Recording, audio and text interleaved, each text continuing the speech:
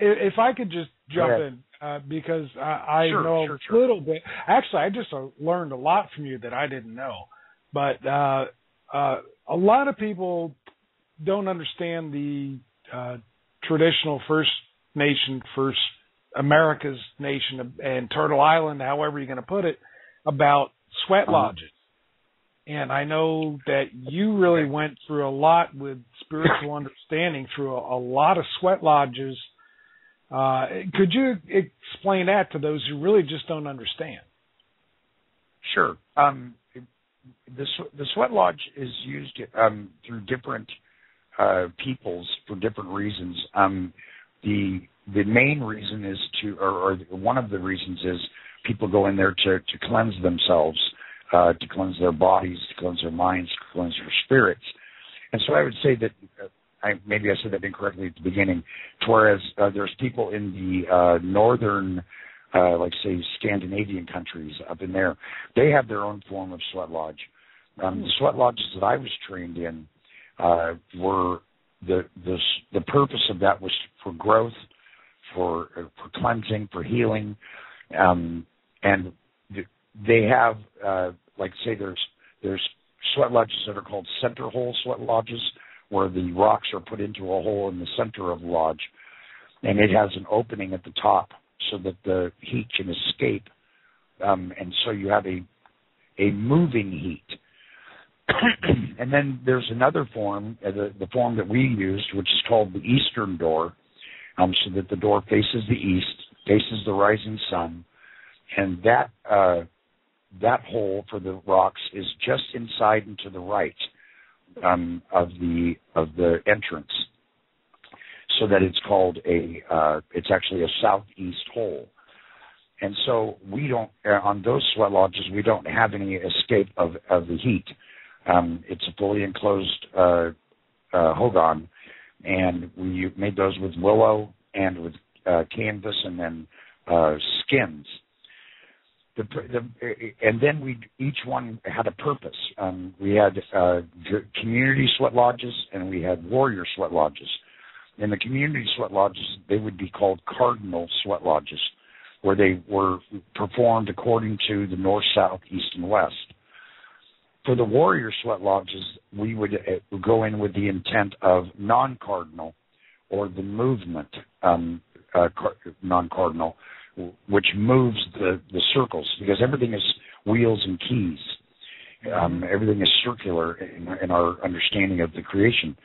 And so we, as warriors, learning to be a journeyman shaman as apprentices, we would go in with the non-cardinal positions being the intent. And those were a lot hotter and a lot more energy, a lot more energetics, to where people that would do a sweat lodge once a month, which is a beautiful, beautiful thing, they would go in and they would have a nice amount of heat. They would get to look within themselves. They would find their weak spots, which is used to strengthen yourself, and face those weaknesses, and then they'd have a month to move through that. The way the path that I chose, the accelerated intensive path, was I did 256 sweat lodges in 365 days. Only 4 of those were cardinal sweats, and then the rest were all non-cardinal sweats. So because I was becoming very, very purified in order for the work that I had to do. And I don't mean to sound evasive on the work that I had to do.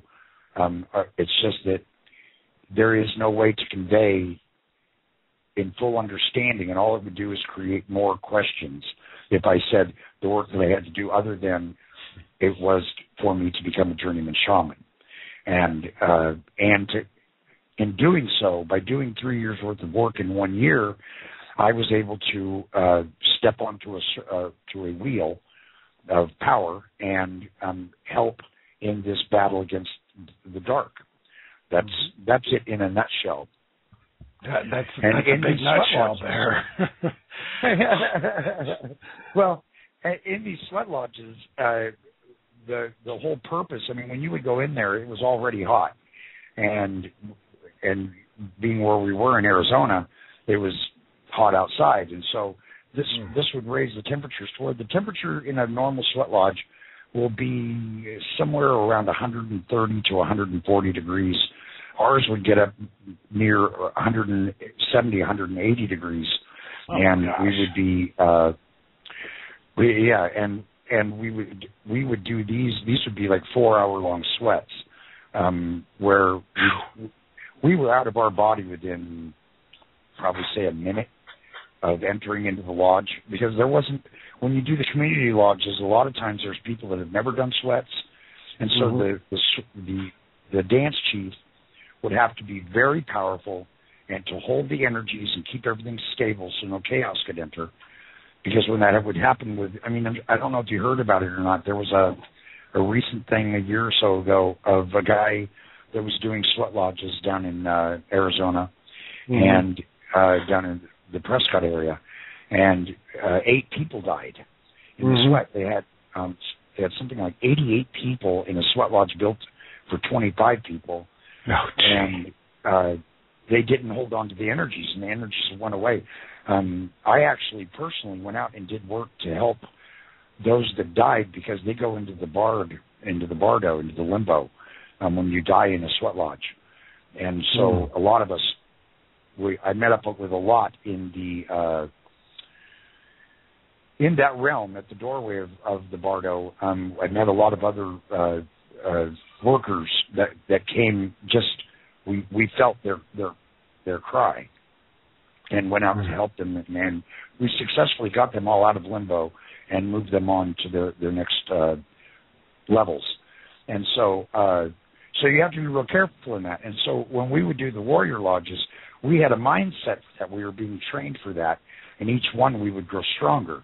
And so we would have huge amounts of energy. We would leave our body, and we would be working in the astral planes and beyond, up into the 5th and 8th dimensions.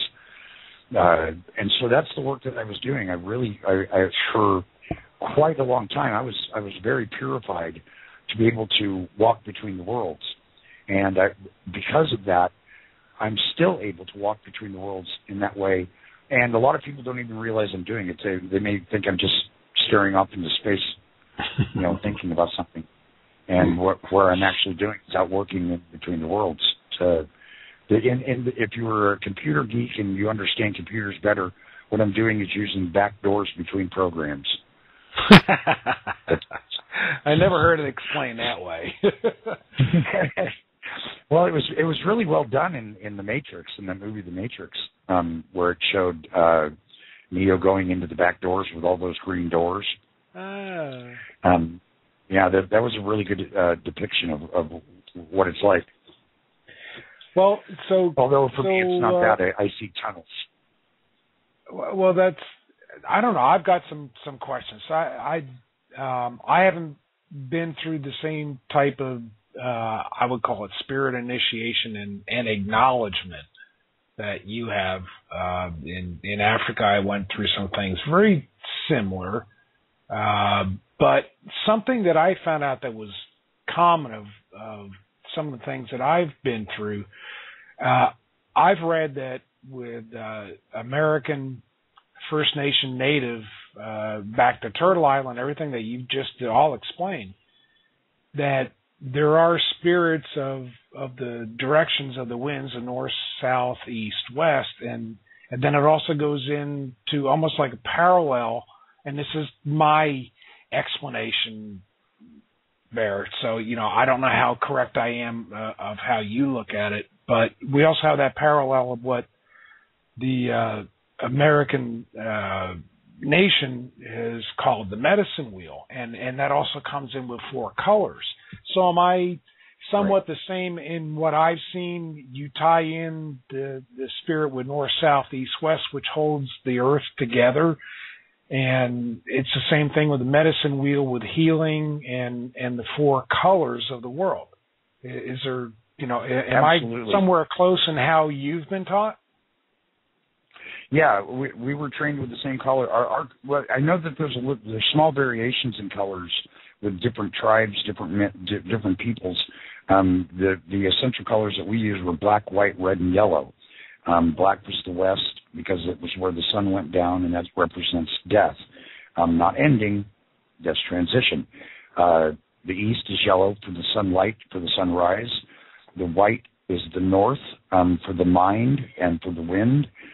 And then the south was red, and that represents the children and the flow and water. And so that was our, and also the west was earth. And so, yes, the colors, the medicine wheels, all of this, it generally runs the same for most of these indigenous peoples. It's just the only differences are perception and how it's interpreted. But the intent is the same, yes. And that's all that matters. Yes. In anything that we do is our intent. That's what's Absolutely. most important. Absolutely, and that's where I was really so privileged to talk to the guest on the second hour with Brother Phil, Chief Phil Lane, where I was explaining to him some of the things that I learned in the bush in West Africa, and he said, "Well, that's just exactly what the Native American knows as well," and I was just amazed at the parallels when he and I were speaking. And, of course, you and I have spoken about this a little bit, but right. he blew me away a couple of nights ago when I was speaking with Brother Phil. And I was telling him that when I was a teenager, I wanted so much to learn more and more about true First Nation Native American traditions, and I tried a lot as a teenager. Of course, you get, your mind goes elsewhere, but sure, I was really into it for a couple years and learned a lot of dances from Kiowa Native Americans, and but you know what he told me, and this kind of blew me away. And this is the kind of the man that he is, and you're the same way. This is why I just can't wait for the second hour when he's on, because you guys are so much alike. But he said this to me. He turned around and said, "Well, all true Native nations are joined together. We might call it different things. We might have a different name for it, but we are all joined together in the same principles." And then I said, well, I just wish I was more, instead of want to be Native American, that I really wish I was more Native American. And his reply to that was, anyone who lives in America is a Native American. And I thought, wow, how it kind of blew me away because, here I'm almost apologizing because I would like to be more and go through the things that you did, Bear, and learn more and more of this land and the nation that was first on this land. And here he's saying, well, if you live in America, you are a Native American. I'm thinking, wow, that's what it's all about. That was the biggest profound truth. I don't have to necessarily be born on a particular piece of land. If my heart is there, I am. And that's what he was saying to me. So we are all Native Americans here, whether we're in North America, South America, Central America. These are the Americas, and for us, this is our indigenous land.